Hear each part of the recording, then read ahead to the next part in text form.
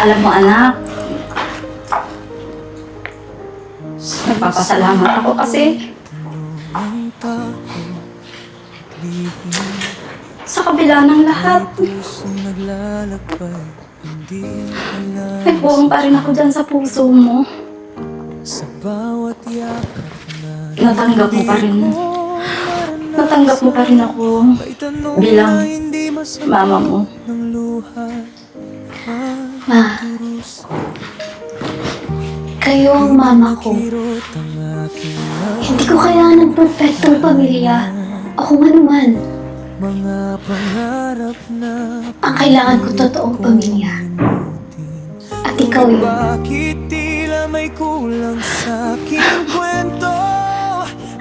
Salamat, anak. Malayo ma.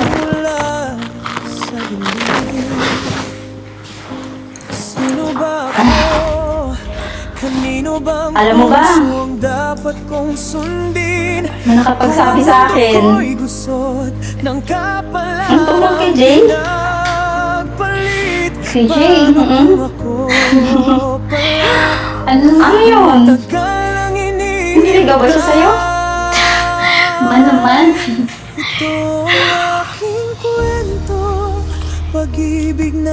Para kasing panay na ang dikit sa'yo, ayaw ka na niyang iwanan. Ma, kasi nagtatrabaho siya sa atin. Anak, mamaya pala pupunta si attorney. Para saan po? Ipinaayos ko na yung mga papeles. Dahil simula ngayon, magiging legal na tigapagmana na kita. Talaga po, Nay? Ma'am, tao po. Ayan si attorney. Sige, pagbubuksan ka na lang po, Nay. Oo, sige. Lumipas ang taon na puno ng pagdamdam. Nakatayo sa gitna ng unos na hindi ko alam. Attorney, Ma'am. magandang May gabi mga po. Gabi po. kamay na nagtulak Maupo ba kayo? Ma'am, maayos ko na po lahat ng dokumentong pinapakain mo po sa akin. Wala ka na pong dapat isipin. Ito lang po siya. Pero sa gitna ng sakit at pag-asa, Ito na yun, anak. Simula ngayon, may pag-asa. wala nang pwedeng makaagamit sa'yo. Hintay, isang yakap Ma'am, nagmulat mauna na rin po ako ah. Salamat po sa tiwala. Salamat din po, attorney. Sige po, ma'am. Opo. Alis na po ako. Opo, mag-ingat po kayo. Salamat po. Hindi ako nag-iisa sa laban na ito. Kahit gaano karaming sugat ang Hindi ko akalain, Ma. kahapon. Pero salamat. May puso pa rin pumipili sa akin. Para sa'yo ang lahat ng ito, anak. Ang pinagpalit noon. Ako Salamat din kasi ang ibinabalik bago maging mali ang lahat, hindi ako perpekto. nakita kita. Ngunit karapat Naging ako naman. dapat din akong mahalin. Kung ang kapalaran ay kayang paglaruan ng buhay ko, kaya ko ring labanan ang bawat kasinungalingan. At kahit kailan Lamig. beses akong masaktan, Anak, Ay, kumusta ka naman dito? naging maayos na po ang lahat. Buti naman. Wala. Pasensya na ulit sa lahat na nangyari sa buhay mo. Hindi ko agad nasabi sa'yo kasi hindi rin naman ako sigurado. Tsaka ayoko rin kasi ng mapahama ka. Tayo naiintindihan ko po. po lahat. Ano man po yung mangyari, maging parte niyo po kayo ng buhay ko. Kaya nagpapasalamat po ako sa pagpapalaki niyo po sa akin.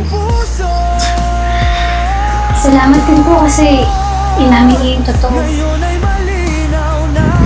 Matagal ko na sanang gusto sabihin sa iyo yan eh. Kaya lang hindi ko alam talaga kung paano. Pero kalimutan na natin yan. Ang importante ngayon eh, masaya ka na at kasama mo na yung tunay mo mga magulang. Salamat, Tay. Basta huwag mo kakalimutan na hindi man tayo magkadugo. Pero anak pa rin ang turing ko sa'yo. Sana maging masaya rin po kayo, Tay. Huwag magalala. Pag nakikita kita masaya, masaya na rin ako. Salamat po.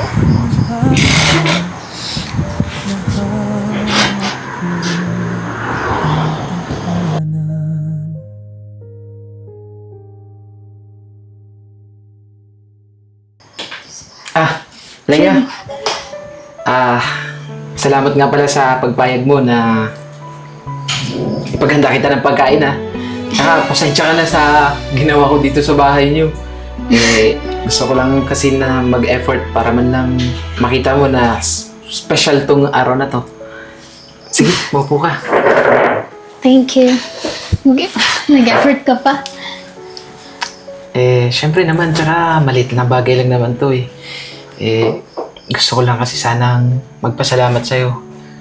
Kasi na kahit pa driver lang ako dito sa bahay, hindi iba yung trato mo sa akin. Alam mo, sobrang swerte siguro ng taong mamahalin mo, no? Kasi maliban sa mabait ka, maganda pa. Pati ang puso mo. Hindi lang sa panlabas na anyo. Alam mo, niluto ko tong pagkain na may kasamang pagmamahal. Alam mo, hindi talaga ako marunong magluto Kaso, sinipagan ko talaga tsaka pinaglaanan ko ng oras. Bakit ba ganito? Gusto ko kasi paramdam sa'yo na Sulyap mo. Na? Tigil ang mundo ko. nag-e-effort ako kasi Hindi ko mapigilan. mahal kita. Di mo na parang sa'kin talaga nakalaan.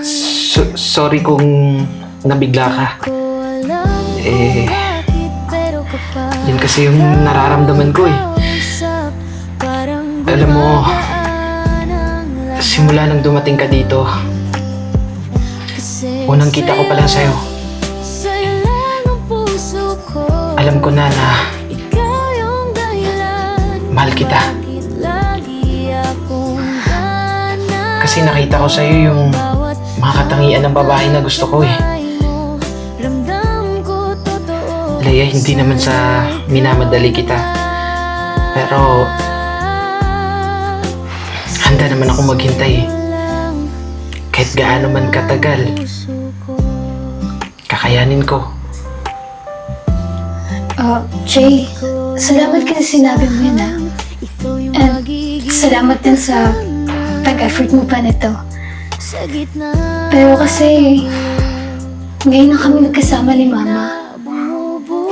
Kaya, gusto ko sana na mag-focus muna sa kanya, sa aming dalawa.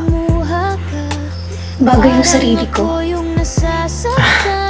Kaya, pasensya na. Pero, kung sabi mo nga, handa ka naman maghintay. Alam mo, tama yung narinig mo kanina. Handa akong maghintay. Kahit gaano katagal, kakayanin ko. Kasi, yung pagmamahal naman, hindi minamadali, di ba? Tsaka tama ka. Hayaan muna natin yung mga sarili natin na kilalanin yung isa't isa. Pero, isa lang yung mapapangako ko sa'yo. Nakakasiguro ako na mahal na mahal kita. Sige. Kumain na lang muna tayo. Tsaka, alam mo ba, sobrang sarap nitong niluto ko. Kasi, niluto ko to nang may kasamang pagmamahal eh. Gusto mo tikman? Sige ba? Sige. Ito. Salamat ba? Ako na lang subuan na kita. Eto. Alam mo ba, ito yung specialty ng restaurant namin dun sa Bacolod. Isa to sa tinuro sa akin ni nanay. At sana magustuhan mo to. Kasi kakaiba yung lasa nito. Tikman.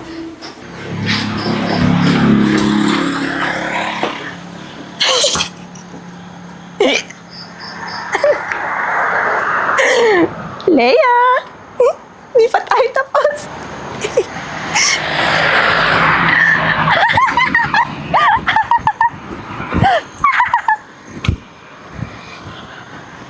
Kailan niyo po ba ako balak pagpaaralin? Magpasensya mo talaga si tatay, ha? Di ko pa talaga kaya eh. Okay po, tay. Naintindihan ko po. Pero, Sa isang what if magtrabaho na lang po muna ako para makatulong ako sa'yo? may pusong naglalakbay Sigurado ka ba sa gagawin mo, anak? lamang sadya. Tsaka, ano naman trabahong papasukan mo? Hindi ko Kasambahay. may tanong na hindi Bagong mukha ka dito ah. masuluhan. Hello po, sir. Nagaganda lang po ako sa face ninyo. Ako nga po pala yung bago ninyong kasambahay. So ano pang ginagawa mo? Ha? Di ba ang sabi mo? Katulong ka? Kumuha ka ng walis. Maglinis ka. Pinilit kong Ano kaya sa'yo? Ayos ka lang ba, ha? sa kong masaktan. Napakasakit po. Kaya mo bang tumayo? Kagaya ko. Tsaka si Ma'am Marley. Diba? Hindi pa tayo tapos, Leia. Dahil ngayon Sisimula pa lang tayo. tagpuan ang tunay kong